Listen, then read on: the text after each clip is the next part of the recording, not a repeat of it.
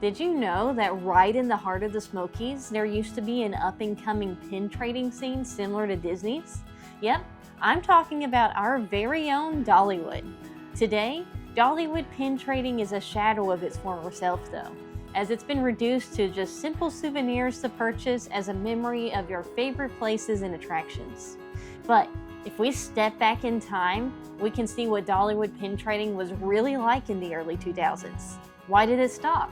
And more importantly, is it time for Dollywood to bring it back?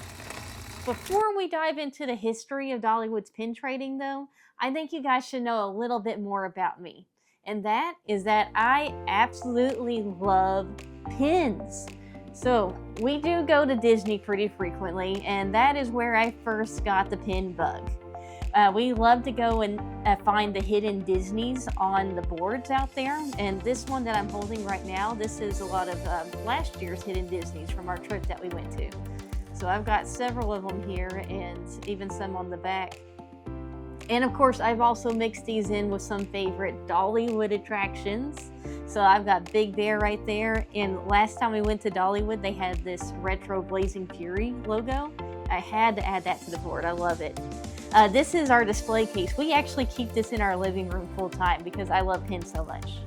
I just love the colors and having all of my favorite characters. It makes every day feel a little bit more magical. So that's just a little bit of why I'm so interested in pins, which then led me on just this exciting adventure and journey into discovering what the real history was of Dollywood's pin trading. Let's check it out together. Let me set the scene for you. It's 2004, I'm in middle school, and the wildest ride in the woods has just finished construction. Yes, we mean our beloved GCI, Thunderhead. But that wasn't the only big news of the season, because Dollywood would be debuting a brand new experience, pin trading. The very first official Dollywood trading pins would release on March the 27th of 2004, and surprise, surprise, they featured Thunderhead. But Dollywood didn't just release pins. They released a full-fledged experience. Dollywood opened a new store dedicated to pins, the official pin trading station, which even had a corporate sponsor in Kodak, which, come to think of that now, that probably wasn't a good omen. But anyways, the store sat prominently at the entrance to the park attached to Spotlight Bakery. You can even still make out the shape of that location today. This store carried all of your expected pin trading essentials, the lanyards, the starter kits, and of course the pins. And really, that kind of gives me a vibe of the store that's just inside the entrance of Hollywood Studios, where you can also find loads of pin trading essentials along with some of your other park day needs. But they didn't just stop at opening a special store. They took things a step further by offering host trading throughout the park, and even host exclusive pins that guests could only trade for, not buy. Think Disney's hidden Disney pins, even with the same rules of 2 pin trades per session. Dollywood even had an exclusive pin trading club that you could join for a small fee of $50 a year. On the free side of things, you could always go to Dollywood's website and sign up for the quarterly pin newsletter, Pinpoints, featuring an exclusive Dollywood character, Penny Barter. Dollywood even set up pin trading events at the event space and country fair. These often featured exclusive pins, contests, food, and even special speakers, like the time that they had official pin designers come and speak to the audience. Ultimately, Dollywood sought to establish community with this pin trading experience. They put it best when they said, Dollywood is filled with guests and hosts from all corners of the world. Pin trading is a great way to get to know other people while sharing interesting stories about the park and each other. And it still is. By now, you've probably noticed this pack on my desk. During the official Dollywood pin trading run, I can't find any mention of blind boxes, but I thought it might be fun for us as a way to remember and check out some of the care that they put into these designs. So let's go ahead and open this box here. All right, and pulling this out, this one happens to be a 2005 official pin trading pin. So this is officially the oldest Dollywood pin that I currently have in my collection. This being literally the second year that they had the pin trading program. And we mentioned earlier how fleshed out that program is.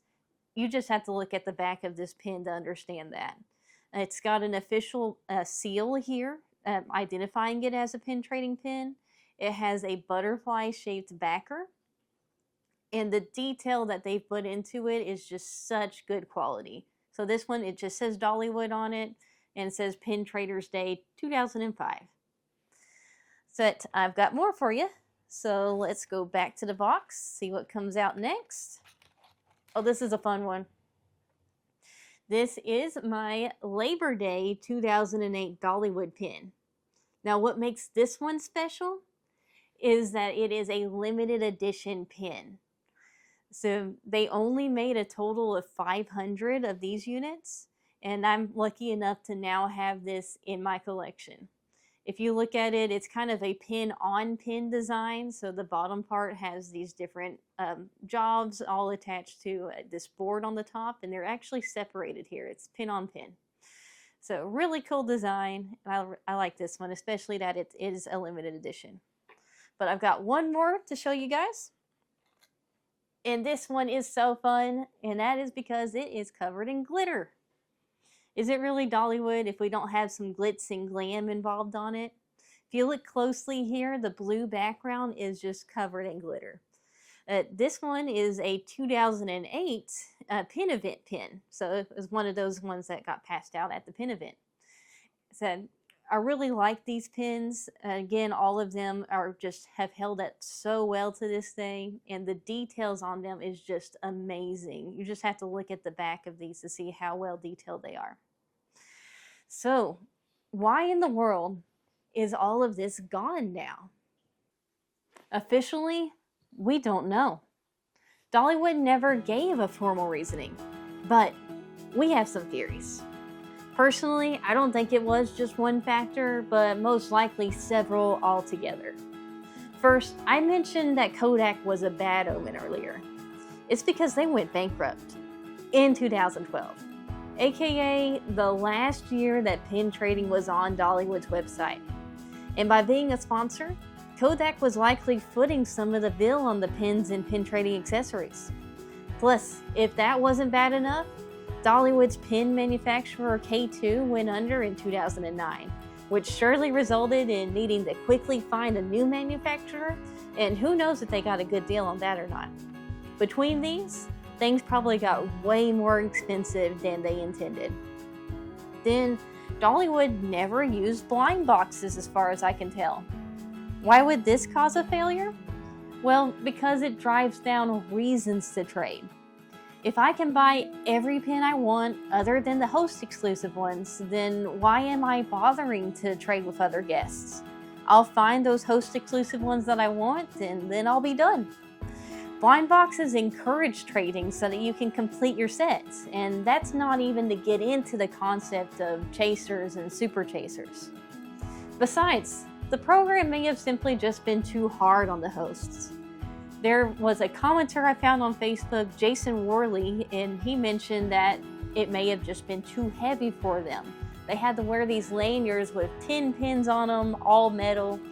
I can imagine that getting difficult by the end of the day. And by the end of 2014, the commenter mentioned that all signs of the pin trading program were gone. So fast forward to today. Should Dollywood bring pin trading back or stick to the souvenir style that they have now? Personally, I think Dollywood should bring it back. Dollywood's coming out with great designs even now. In fact, we just picked up this Blazing Fury one just a few days ago, and we love it because it features the nostalgic logo. And you didn't think we were going to go a whole video without mentioning Blazing Fury, did you? It would give us something to do on a busy park day besides rides too. Maybe even eased capacity because people are busy at the pin trading stations. We all know Dollywood isn't getting any less crowded anytime soon after all. Plus, I really feel like pin trading does punctuate this ideal of community that Dollywood first founded the experience on in 2004. People will talk to each other to find the pin that they're looking for, and maybe even make a friend or two by the end of the day. And let's look at it from Dollywood's perspective, because pins are huge at Disney. I'm pretty sure that they are printing money based on the lines that you see on Pin Drop Tuesdays. Guests love exclusive things and they love collectible things. And it's a pretty logical progression after the Loungeflies and the Spirit jerseys, in my opinion. Add in blind boxes and Dollywood will have a whole new income stream. Maybe even new businesses. Disney Pins spawned a whole retail store in GoPin Pro, which is now my favorite go-to pin products. In fact, I've got two right here. Not sponsored, of course. And there's our story. Researching this was a ton of fun, so thank you for joining me on this adventure. I really appreciate you sticking through with it and giving us a watch. Now, if you want to check out some of the history, you should definitely go and look at the Internet Archive's Wayback Machine, because that's where we found most of this out. Were you there during the height of Dollywood's own pin mania? I'd love to hear your story in the comments. And do you think pin trading should make a comeback? Let us know that too. But until next time, we'll see you in the parks.